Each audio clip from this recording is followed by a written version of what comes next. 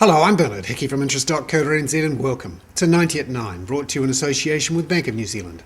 This is your morning briefing where you get everything you need to know in 90 seconds at 9 o'clock, starting now with news. The European Union has rejected a plan for a debt restructuring in Greece.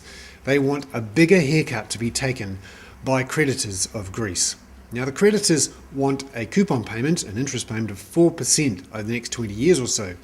But the EU says it needs to be cut to 3.5%. Otherwise, the Greek debt load will be too much.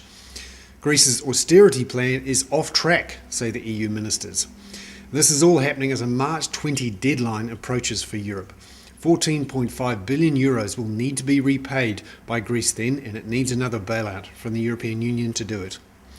Greece is stuck in an austerity spiral. Debt over 125% of GDP, and the government's still cutting. There just doesn't seem to be a way out except through an uncontrolled default and exit from the euro. Now, normally this would create chaos, but the markets are relatively calm this morning.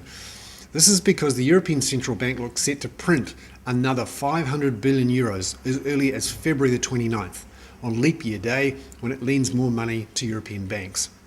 Now, the Greek two-year yield is at an astonishing 206%, but the Eurostoxx stocks index only fell 0.7%, and the Dow's down 0.4% in late trade. New Zealand dollar is still pretty stable, about 81 US cents. However, the International Monetary Fund is not so relaxed.